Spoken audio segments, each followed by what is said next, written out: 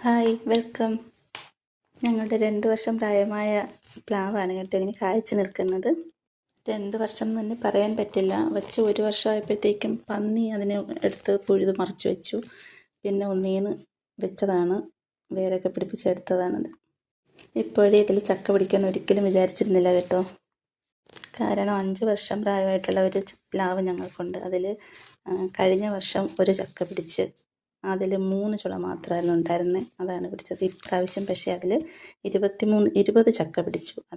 ഇതിലും ഒരു 2-3 കിട്ടുമായിരിക്കും. കൃഷിയെക്കുറിച്ച് ആധികാരികമായിട്ടൊന്നും പറയാൻ എനിക്കറിയത്തില്ല കേട്ടോ. എൻ്റെ അച്ഛനൊരു കൃഷിക്കാരനായിരുന്നു. പക്ഷേ എനിക്ക് കൃഷിയെക്കുറിച്ചൊന്നും ഒന്നും അറിയില്ല. ഞാൻ ചെയ്തത് ഇത്രയേ ഉള്ളൂ. ഒരു 2 കിലോ കടല കാണാതെ ഇട്ട് വെച്ചത് കണ്ടില്ല, അങ്ങനെ ഇരുന്ന് ഉളുത്ത് പോയി. കടലയെന്ന് പറയുമ്പോൾ നമ്മുടെ ബ്രൗൺ കളറിലുള്ള കടലയാണ് കേട്ടോ. അതിനെ ഞാൻ വെള്ളത്തിലിട്ട് വെച്ചിട്ട് മിക്സിയിലൊന്ന് ചെറുതായിട്ടൊന്ന് പൊടിച്ച് 2 പ്ലാവിൻ്റെയും മൂട്ടിൽ ഇട്ട് കൊടുത്തു. പിറ്റേ വർഷമായപ്പോഴത്തേക്കും 2 പ്ലാവിലും ചക്ക പിടിച്ചു. അതായത് 5 വർഷമായ ഞങ്ങളുടെ പ്ലാവാണ്.